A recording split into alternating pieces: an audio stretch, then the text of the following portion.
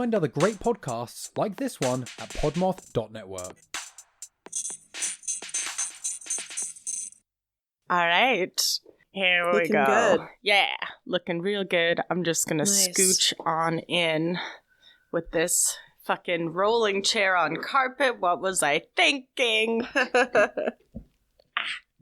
Gotta get real snuggly up on this microphone. Yeah, for your first record off the ground. Yeah, fuck. I just hit my knee on the desk. Oh, it's not going well so far. It's not gone well, but that's a level that I like a lot more. Yeah, cool. Let me adjust my microphone, because now I'm feeling like... Now everybody's paranoid. Oh my god. Get that thing up in your face.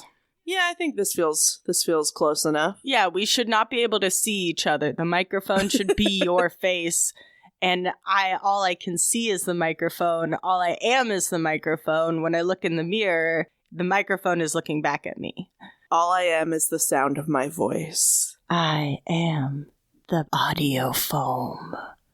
I am the wires.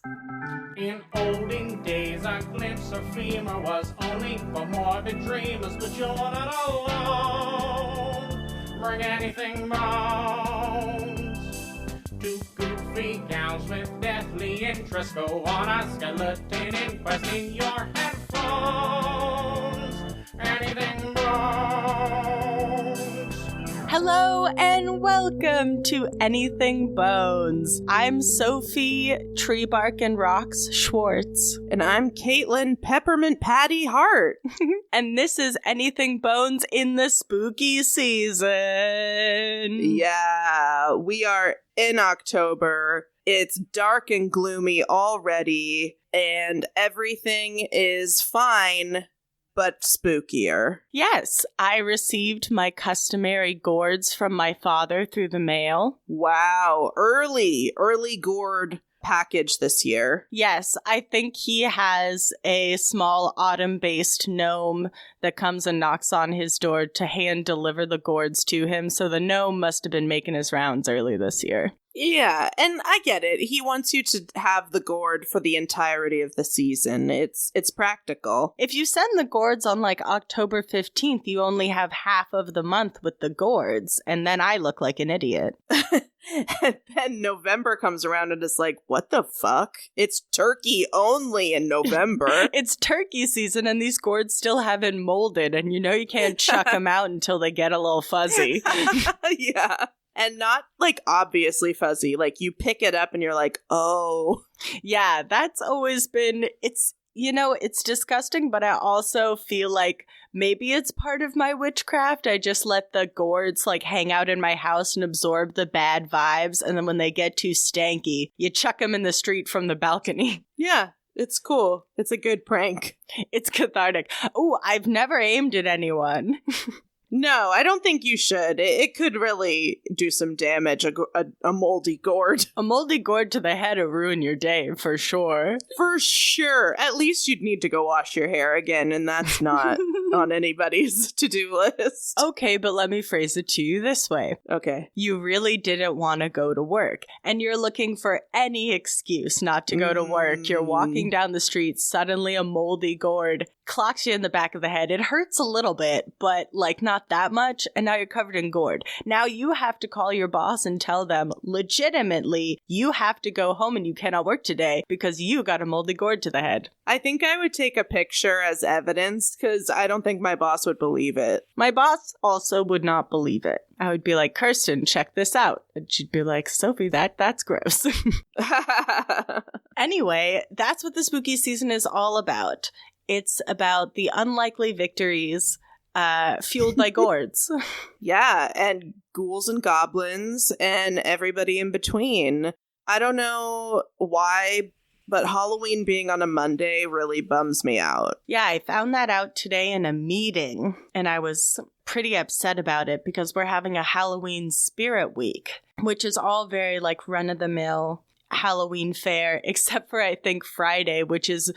the theme is Barbecue Dad. Oh, sure. That classic Halloween tradition. You know, Vampire Day, Fashions from Past Eras Day, and of course Barbecue Dad. Obviously, this was by vote, so people really wanted this. Yeah, that's so funny. And I'm gonna go on a tangent quickly. Bachelor in Paradise started recently, and I've been watching it. And there's one guy who's a dad on the show. And if you watch Bachelor in Paradise, you know that the beginning is all about the like intro sequence where everybody's like on screen, like, and their name is on screen, and they're like, "Hello, it's me." And the dad is literally barbecuing on the beach. Oh my god. Well, they set him up for that. Yeah, and everybody else is like crawling through the sand or like taking a shower or something, and he's just like barbecuing, and he's the first person you see, I'm pretty sure, so it's like...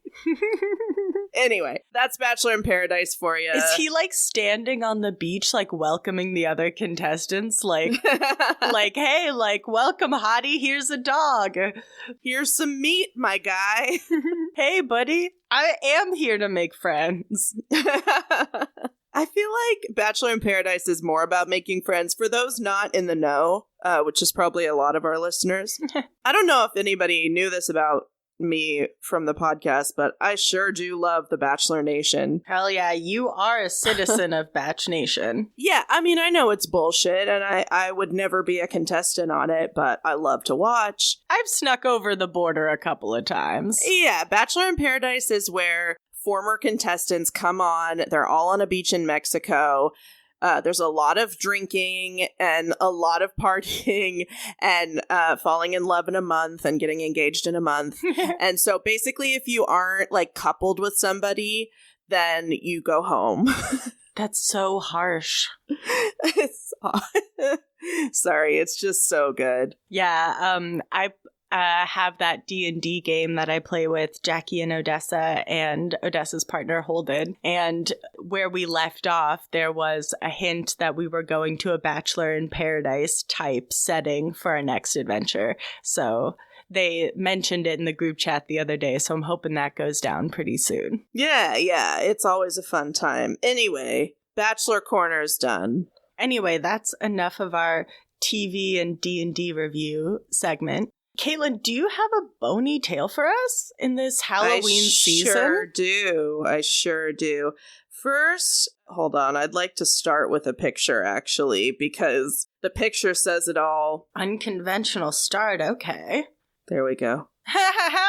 Oh my goodness. Oh wow. There's so much going on in this Yep. In this drawing. It's, first of all, it is a skeleton, and they are at what to me looks like a butter churn, but could be a giant mortar and pestle. They are wearing, like, old-timey clothes, complete with one of those droopy nightcaps. And everything, all the boxes are labeled with stuff that will kill you. So, yes, I'm going to be telling you about the Bradford Sweets Poisonings of 1858. That is the kind of hook of a story that you told me that this was going to be my shit, and I'm already here for it. Yeah, so what I sent you right off the bat was an artist's, like, reaction to the events that I'm about to tell you about. So, like, it's like a comic, a political cartoon. Comic. Yeah, exactly. I don't know why I couldn't think of the word.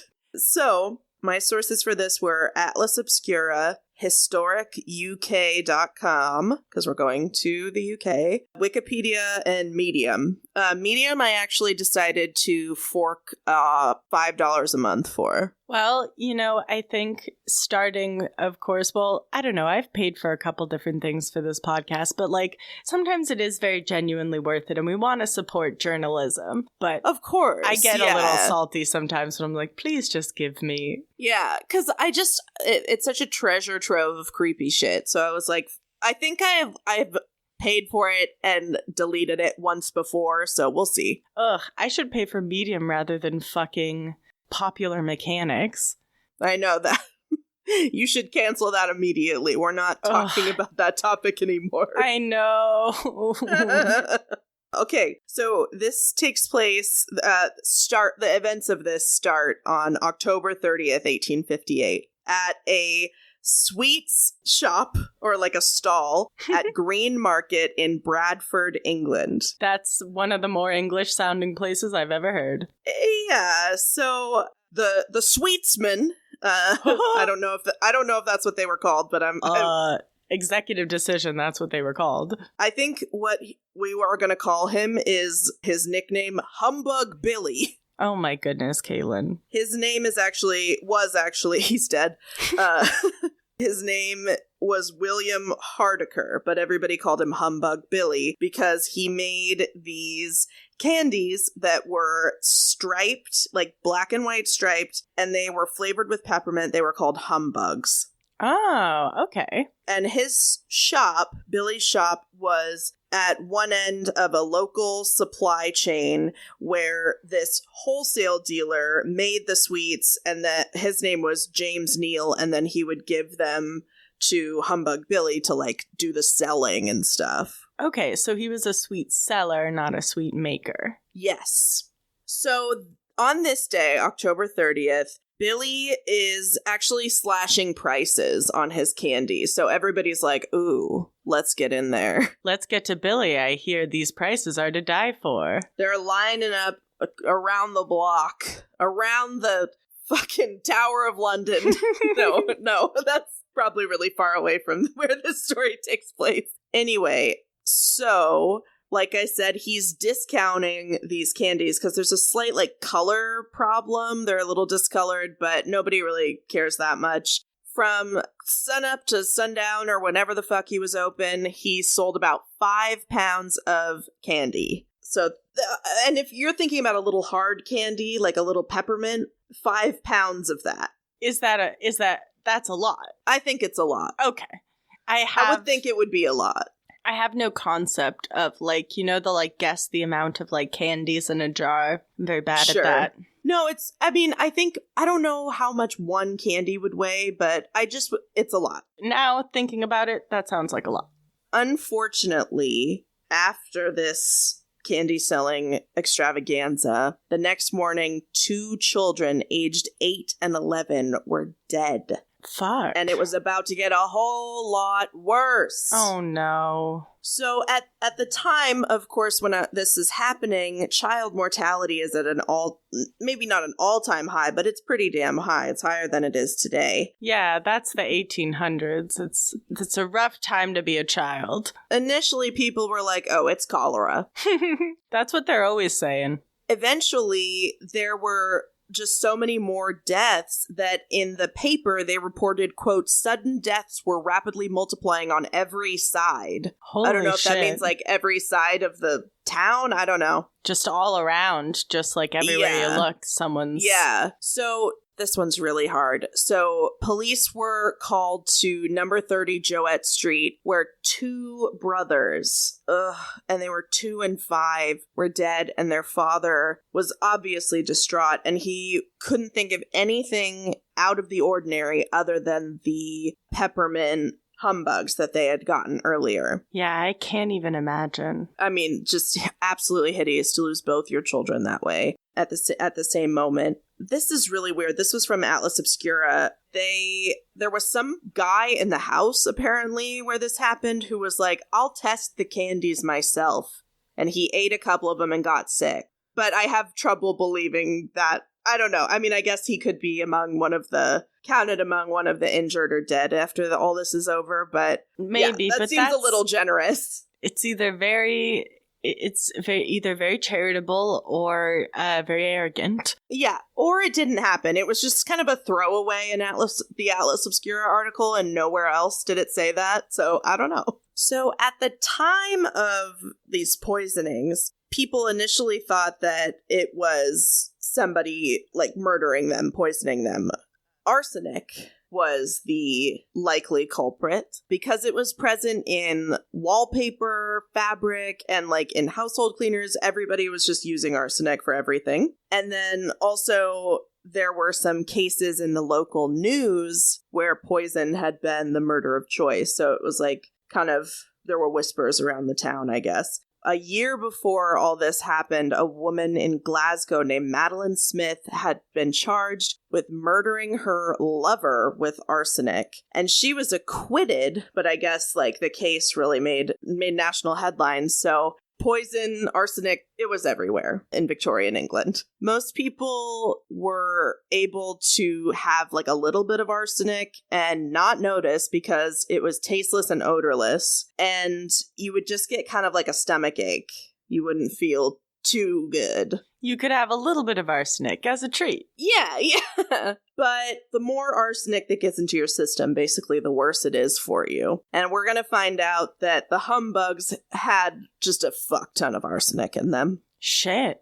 Police are like, oh, it's Humbug Billy. He did this. He sold the candy, so it's obviously him. So they go to his house, they knock on the door, and he's like, hello? He's sick too. Oh, shit. Okay. He had some of the candy and he is not well. Yes, because he wasn't making it. He was just hawking it.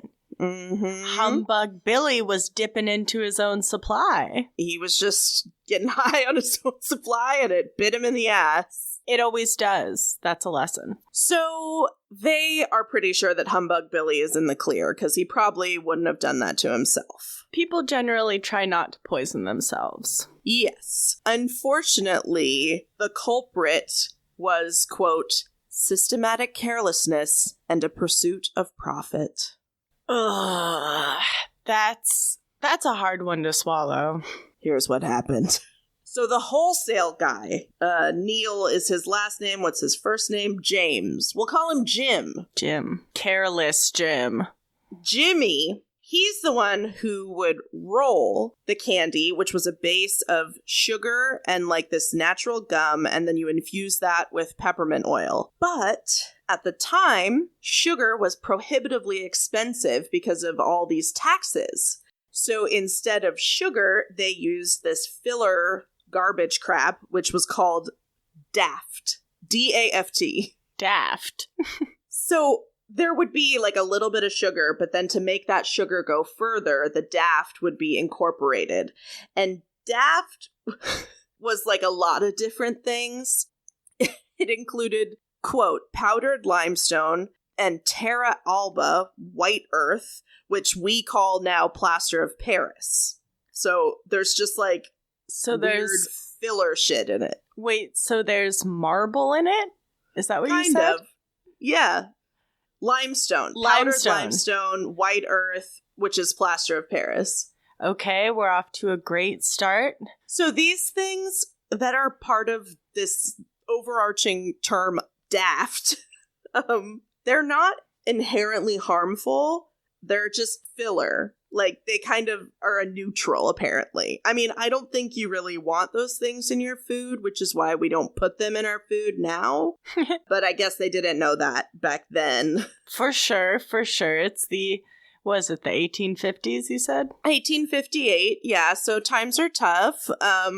We also don't know a lot about, like, medicine and stuff. We're just kind of flying by the seat of our pants here. Mm-hmm. We're making candy.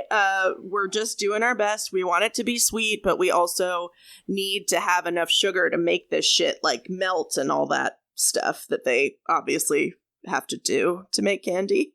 The candy-making processes. The sweetsmen have lots of good things to do that don't include arsenic. So this guy, Neil, he's the one that made the shit with the Daft. One day, a while before all this happens, he sent his lodger, a guy named James Archer, to buy the Daft from a druggist whose name was Charles Hodgson. So there's a lot of names in this, but it's okay. We don't really have to remember all of them. So-and-so bought something from so-and-so. Exactly, yeah. So the Daft was like bought from a druggist because technically it was a drug, I guess, or they just like put it in foods, or they're like, here you go.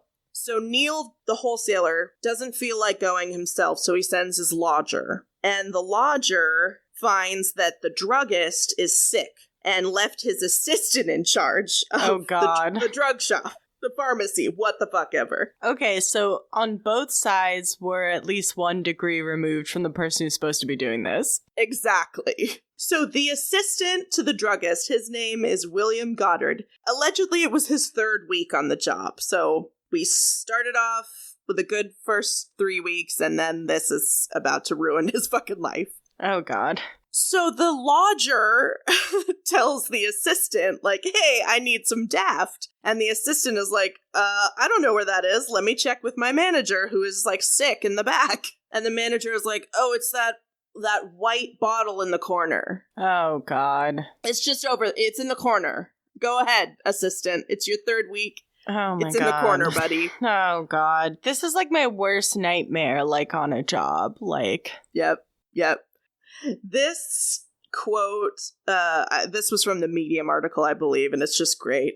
Quote, in a scene reminiscent of one of the more farcical moments from Breaking Bad, the naive youth went to the wrong corner, selected the wrong cask, and promptly handed over 12 pounds of arsenic trioxide, a white powdered substance that bears a hilarious, in hindsight, resemblance to plaster of Paris. Wow. I guess that's what that skeleton was doing. Yeah. That's what was happening in that newspaper comic thing. Wow. Yeah, like I was saying, the worst nightmare, a laughably, like, cartoonish mistake, where it's like some sort of silly trumpet should play after he grabs it. Like, that's wild. Yeah, you've just got to be kidding. I love the, like, Breaking Bad reference. It is like Breaking Bad a little bit. So the plaster of Paris, aka arsenic, went into the recipe and they made at least 40 pounds of the humbugs. Oh my God. 40 pounds were made, and then they had sold 5 pounds at least on that first day. Oh my God, you gotta get that candy back. Yes. And so if you look at different sources, it says different things. There was enough arsenic in each candy to kill either one man or 2 men, depending on where you're looking. Oh, split the difference. 1.5 mans. Yeah, there we go. That's insane, because just thinking back to the victims that you shared briefly their stories in the beginning, that they were children, and this is enough to kill 1 to 2, they always say, like, full-grown men, when they say, like, man. So that's just hideous, and yeah, I can't even imagine. No. So once this is all figured out, jump back to, the end of October, beginning of November, officers and bell ringers are just, like, running around, like, yelling, like, don't eat the candy, or, something like it. We are the British, and we are coming for your candy. Yeah, it's like, don't eat the peppermint lozenge. Jeez, oh God. One newspaper reported, quote, the quiet slumbers of innumerable persons were broken at midnight by the warning. The walls of the town were thickly covered with an official precaution from the chief constable. I mean, yeah, you gotta cover all your bases. Mm-hmm. And there's no way of knowing, but most likely this alert saved a lot of people's lives. Oh, definitely. Unfortunately, 20 people were confirmed to have died, and at least 200 were seriously, like, unwell. Whoa, that's such a far reach. Yeah, from just one shop in one part of town. Wow. After all this, the police decide that the druggist's assistant, William Goddard, who had been on the job for 3 weeks, was the one who should be arrested for this. I mean, I kind of can't disagree with them there, like... But they should have got the druggist, too, like... Yeah, it just was really bad. Yeah, it's hard to know who to nab for this. They charged our guy, William Goddard, the assistant. They did charge his employer, and then the wholesale guy who sent who did he send? His lodger. Yeah. There's so many characters in this story. I'm sorry. Oh my God, yeah, there really are. Anyway, it doesn't really matter because all of them were acquitted, like, basically right away, because they weren't able to prove that any existing law had been broken. Yeah. Which seems like it's kind of hard to believe, but it like truly seems like it was just an honest mistake, but a very, very devastating and fatal one. Yeah, because it's like the assistant guy, unless he's way more, we're not giving him enough credit intellectually. He didn't mean to do this. I don't think so. I mean, who knows? We weren't there, but yeah, it's cases like these that are like, where does it, like, we're always looking for fault in things to like make things make sense. Yeah. At the end of all this, there are some good things that come out. There is, in 1868, which is 10 years later, but, good things take time, I guess.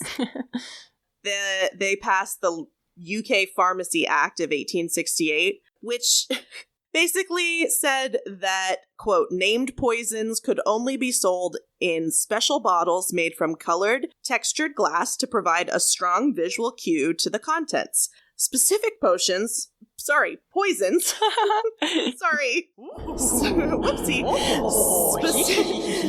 Happy Halloween. Happy Halloween. Specific poisons also had to be labeled. They weren't labeling this shit before. Oh my god. And shops had to keep registers noting down the names of the buyers. Wow. I mean, it seems like common sense now, but at a time it wasn't. You could just waltz in and be like, bag of poison, please. I need arsenic to clean my house, apparently. Dip my wallpaper in or to feed to my baby. Like, I don't know. So that's what happened. Doesn't have a great ending, other than in 1874, they abolished the sugar tax and sugar became affordable to everyone. So that was the end of Daft. No more Daft. Hell yeah, that's something to celebrate. Fuck Daft. Yeah, I don't think we like Daft. No, I mean, I just like sometimes hearing about the 1800s just always seems to me such a buck wild time, because it's like we don't quite know how best to be safe with everything. So, you got your theater fires, your mass poisonings. What a time. Yeah, unfortunately, these people gave their lives, and we now have like basic safety precautions in place in a lot of industries. Yeah, it's fucked up when you think about it like that. It didn't have to be that way, but right, yeah. I mean, at least our guy, what was his name? Jimmy Humbug? Humbug Billy. He was Humbug exonerated. Billy. He was exonerated. Good job. He didn't do anything wrong. And I think it said that he went back to selling candy after he recovered. Nice. Yeah. Good job, Billy. You can't keep Humbug Billy down. No, you certainly can't. Not this candy selling fool. Right, and for a limited time only, you can get a bag of Humbug Billy's special throat lozenges. Only 96% arsenic in that one, folks. So you're going to want to snatch that up quick. Yep, we only have about 5 pounds, which could be a lot or a little. You have no way of knowing. This is not a visual medium. Take it away, Billy.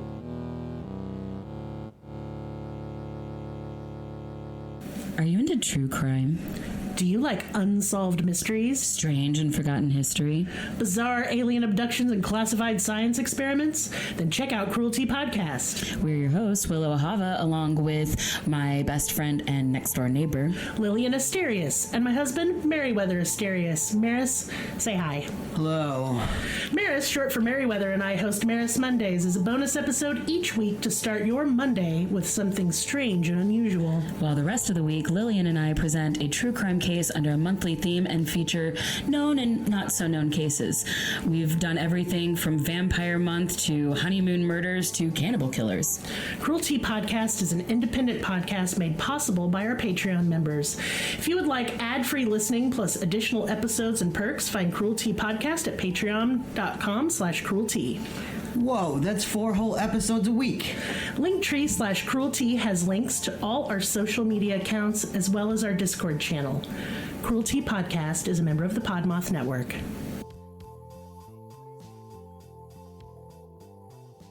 Hey, boneheads. Are you cold? It's Katelyn here, and I'm here to tell you about our bone-tastic sweaters that are available on Bonfire. They are, I'm sure, super soft and super cute with our little logo on them. get on over to Bonfire, which you can find a link in our show notes below, and get your merch on. Bye! And for a limited time, you will also get this arsenic-covered wallpaper, beautiful and deadly. Yeah, adorn your home and your darkest fears. It's literally dripping morbid vibes. All right, now it is time for my bone story. Something different. Something different, but is sharing some characteristics, strangely. Oh my god, I love when we do this. Me too. This mind meld. So, on my way to find this topic, because of course I always have to tell you what my thinking is in these topics, I had remembered that there is, and I'll cover this in a bonanza because it's a shorter topic, but I remembered that there was a way of mummification that involved a lot of honey, and specifically dunking a person in honey. It's very interesting. This is a teaser. I hate to tease you, but this is not what we're talking about. But this led me down the rabbit hole of self-mummification. What? So before I get into self-mummification, as you may have guessed, I am going to put a big trigger warning on the top of this for suicide and suicidal ideation, also for eating disorders and disordered eating. And as a person who has gone through both of these types of triggering experiences, I would say this is a pretty tame topic, but it can be a little triggering. So I would highly encourage boneheads to take care of themselves and to join us next week if this is something you don't want to hear about. All right. Self-mummification, Caitlin. Oh my god. So let's do sources before we get on into this extremely intriguing topic. So we have 2 sources from Wikipedia, an article from All That's Interesting, and one from Atlas Obscura, and a video by Caitlin Doty. So the practice we are going to be talking about is a Japanese practice of self-mummification called Sokushinbutsu. And I'll say my Japanese it's non-existent, so please be forgiving with me. I approach these words with the utmost respect. To start this off, between 1081 and 1903, around 17 monks managed to successfully self-mummify. I can't decide if that's more or less than I thought it was going to be. Well, the number is said to actually be way higher, but this is just the beginning. Yes. Well, these are just the mummies that we have. Okay. Oh, okay. That are in temples and that are being taken care of. Because there are... Hold on. Sorry.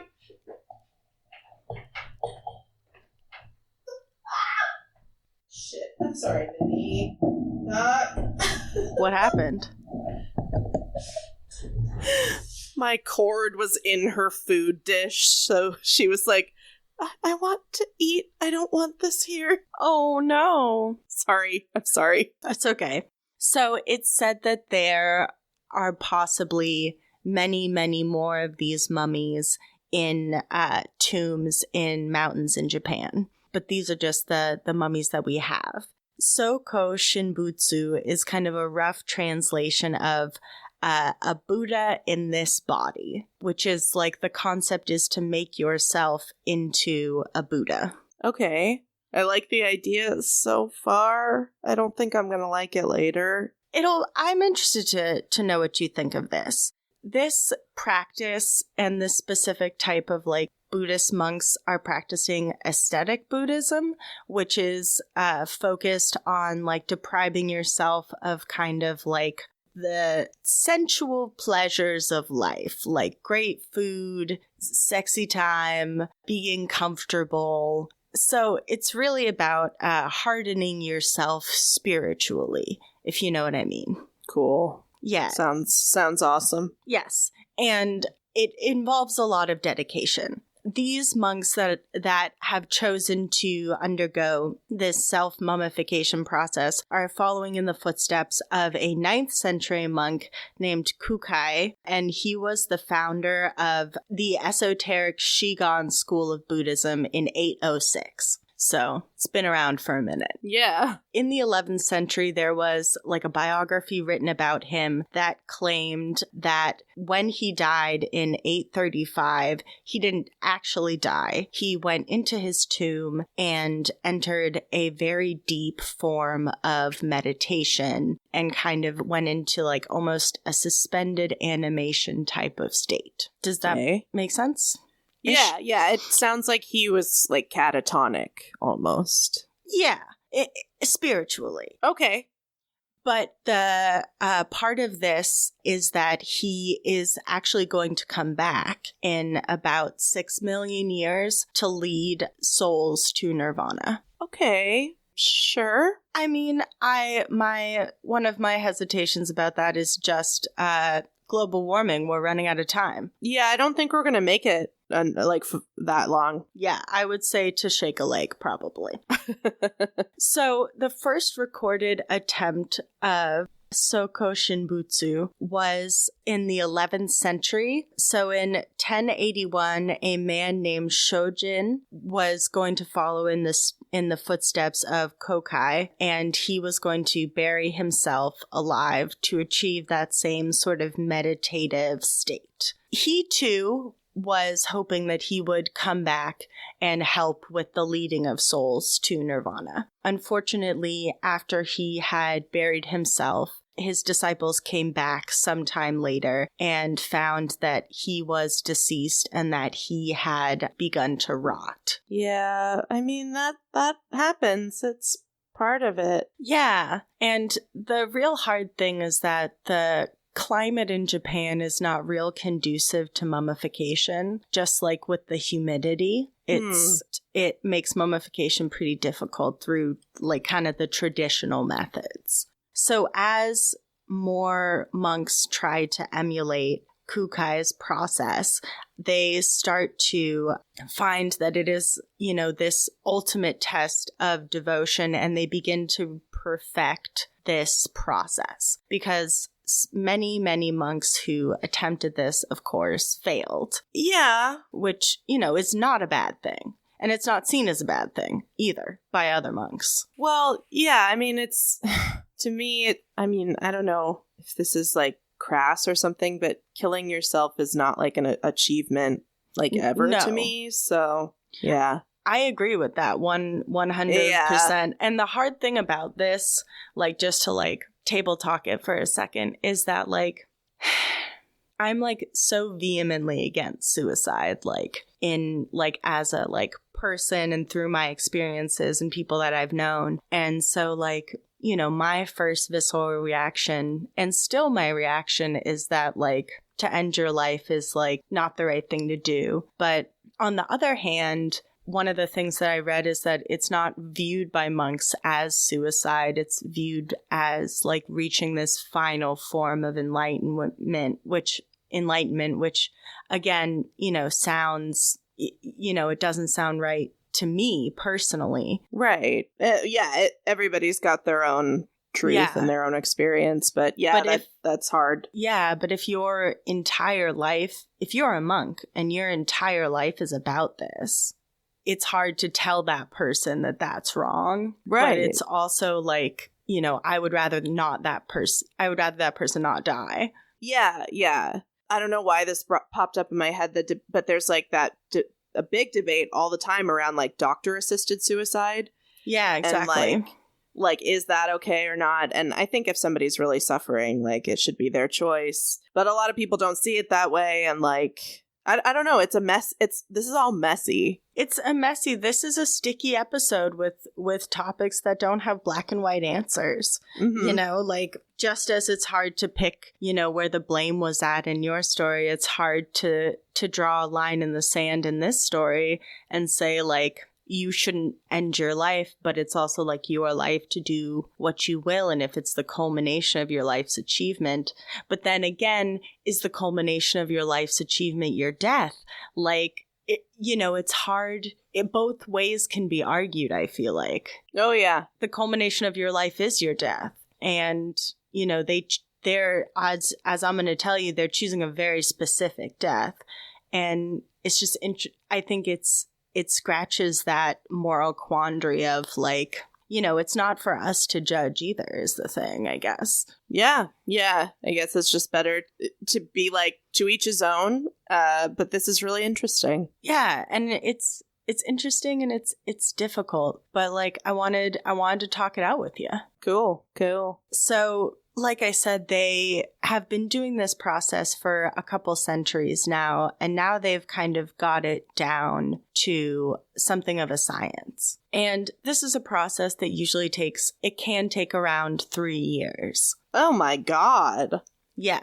So in order to start this like self-mummification process, the monks adopt this diet that's known as a tree-eating diet, which is basically they are usually in meditation on a mountain, and their thing is that they can only really eat what they forage around. So like roots and nuts and berries and tree bark and pine needles and sometimes rocks. The rocks don't work for me, but like berries and nuts, sure. Yeah, definitely. And kind of the rest of their time is spent in meditation and also doing a lot of exercise because they want to not have a lot of like body fat. Okay. And so this diet kind of serves as two functions. It kind of prepares the body to be mummified because it kind of helps to eliminate like muscle and fat like in the body so that you kind of like become a skeleton a bit faster. Wow. Yeah. Sorry, that's just whoa.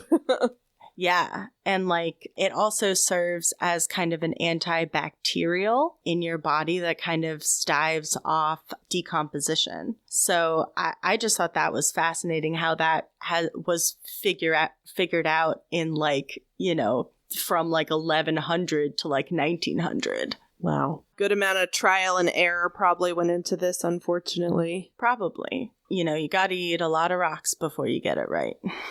So this diet would usually last about 1,000 days. And for some monks, that was like enough. And for other monks, they would go through like a couple of cycles of this. Oh, so like the eating and the exercising in cycles. Like, okay, yeah. So you just like you kind of do that diet for 1,000 days. And if at the end you're like, I feel ready, you can do your thing. But if you're like, I don't feel ready yet, you can keep doing that diet. I think I would just do that diet for the rest of my life until I died of natural causes. A lot of these monks end up dying when they're pretty old.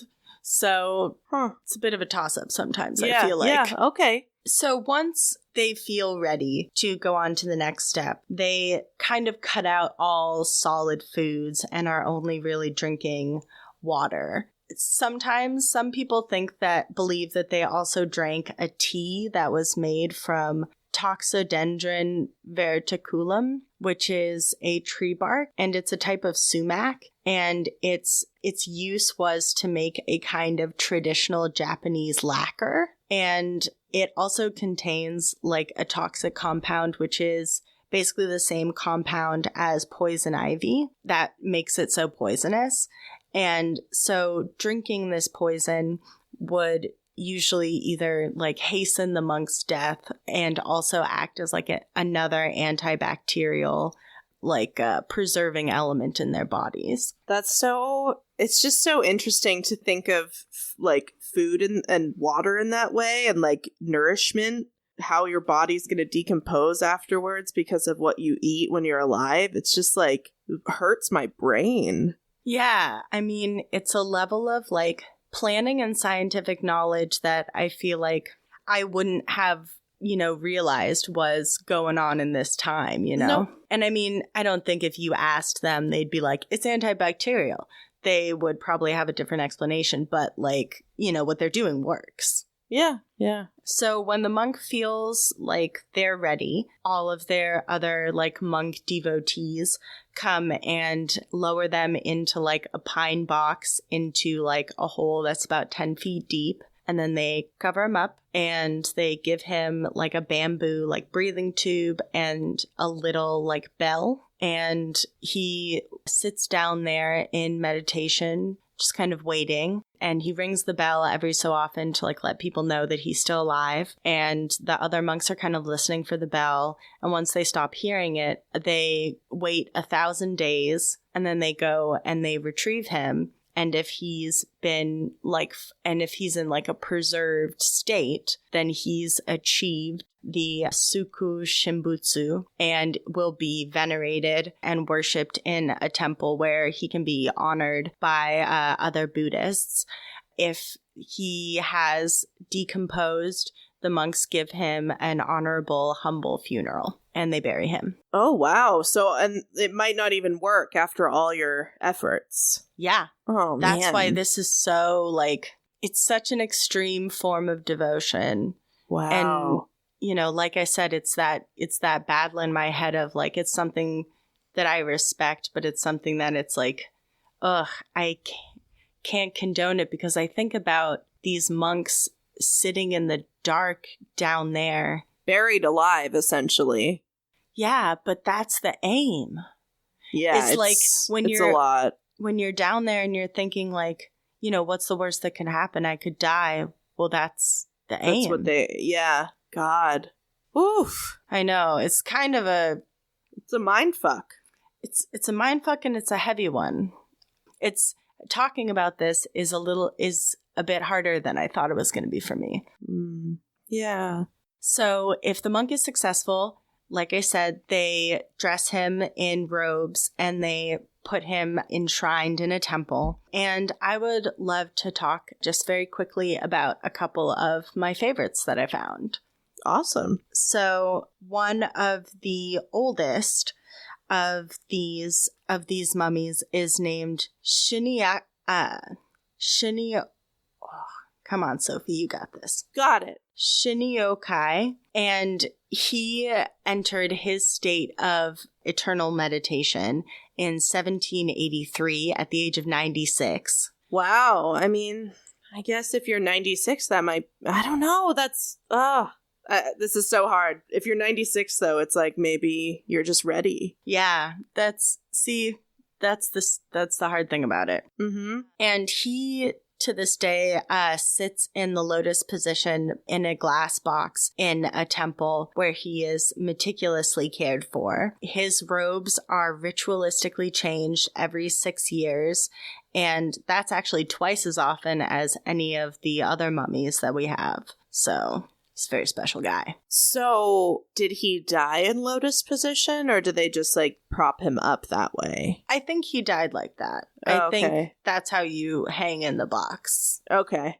Wow. And they take the robes that he's not wearing, the old robes that he had, they are cut into small squares and placed inside of little like silk pouches, and you can buy them at the temple for 1,000 yen or about 7 USD. Oh. Would you like to see a picture of him? Yeah, sure. So this is a side-by-side. He's got a more formal look and then a more casual look. Wow. Yeah. I like the like Death Eater hat on the left versus the sunglasses on the right. See, I'm a diehard sunglasses guy. Okay. I think I like them both. I love them both. I can't decide which I like better, the formal wear or the sunglasses that say, I'm a relatable mummy. Hey, fellow kids. Hey, everybody. So it's interesting because these amulets have, healing properties to them. So there's, posted up all over the temple are like testimonials of people being like, I got one of these pouches and it really helped me out. Cool. So I thought that was really interesting.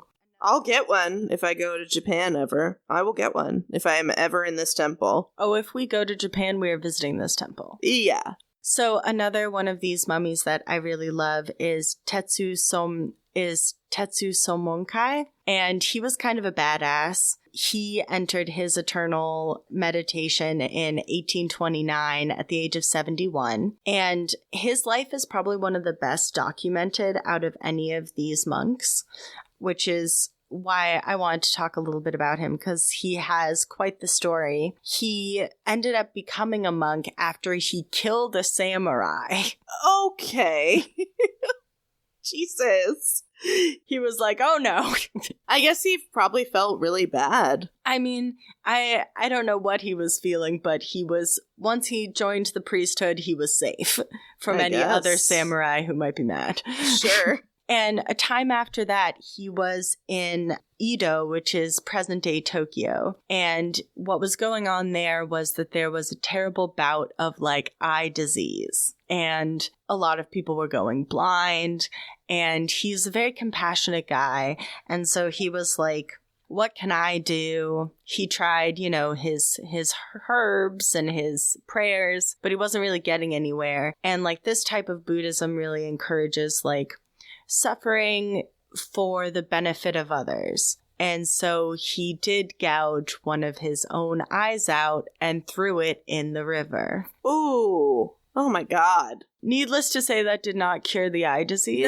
No. I bet that was some kind of bacteria or something. Oh my God, though. Yeah, it's pretty gnarly. So, as a monk, he ended up looking after another mummy who had come before him. And I thought this was kind of funny that this mummy that he was looking after was actually a samurai who turned into a monk. Oh, yeah, I bet that was on purpose. So kind of a full circle, like you killed a samurai, now you gotta take care of a samurai. Yeah. And one of the things that I thought was very comforting is that many of these mummies are actually displayed very near where they lived and died, if not in the same temples, but very well taken care of and respected. And this act of Sokushinbutsu was outlawed in 1877, so we will not be seeing any more of these. Which I think is for the best. Yeah, I agree. The last person who did it actually did it illegally. Oh, yeah, I bet.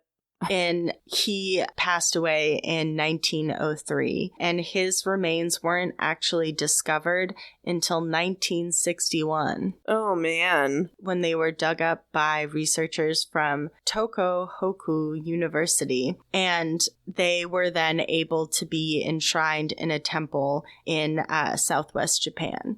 So I think that that's where they ought to be. Yeah, I think that's good. There are 16 to 17 existing Sokushinbutsu in Japan. So what I wanted to end with was kind of the policies for these temples. These temples charge about 500 yen or about $350 USD to go and visit these mummies. And the entrance fees and, charms and souvenirs, all of this go to maintaining the temples and maintaining these remains and maintaining the history of Buddhism and these practices. And the temples are very happy to tell you the stories of these monks, and they want you to come. And actually, for a time, they had a punch card that you could take so that you visited all 4 temples and you could get each, punched. That's kind of awesome. Yeah. And I thought that this was an important topic to talk about because I think it is such a mind crinkler, because I think it challenges our ideas of suicide and the context in it. Religious suicide, is that okay? I don't know. It raised a lot of questions for me, and I thought it was fascinating. Yeah. I mean, I think I'm gonna be stinking on that for a little while. Yeah, and I don't think there's, a right or wrong answer here. But I think, we could probably ask that one guy when he comes back in 6 million years. Yeah, hey, why? Or, hey, what do you think? Okay. Like I said, the monks themselves did not think of this as killing themselves. they thought of it as reaching a new form of enlightenment. I think just to reiterate, suicide is not something that is the answer. Yeah, of course. But it's important to look at everything with an open mind when looking at other cultures' religious practices. Definitely, yeah. We strive to do that here on Anything Bones. Yeah. Wow, this was a whirlwind. This was buck wild. Very disparate topics, but somehow in the same vein. Yeah, I loved it. I had a great time. I thought I laughed. I didn't cry, which is awesome. Yeah, I laughed.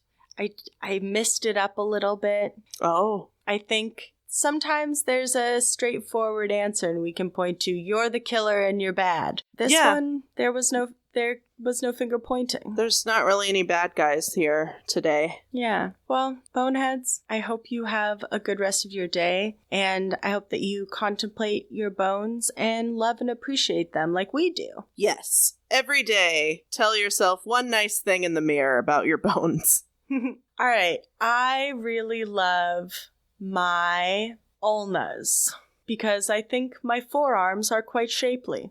Caitlin? Nice. I really like my delicate little ankles. You do have nice ankles. Thanks. That's why I got a tattoo on it. Ooh. All right, Boneheads, we love you, and there's only one thing left to say. Bone Voyage. Bye. Bye. Thanks for listening to Anything Bones. Follow us on Instagram or Facebook at Anything Bones Podcast, or email us at anythingbonespodcast@gmail.com. Thank you to Nick Kruger for our spooky music and Stephen Vetteroff At Chubby Scrubby on Twitter. for our jazzy vocals, and thank you to Camilla Franklin At Camilla Strader on Instagram. for our beautiful bony artwork. Please rate, review, and subscribe. Oh, Happy Halloween!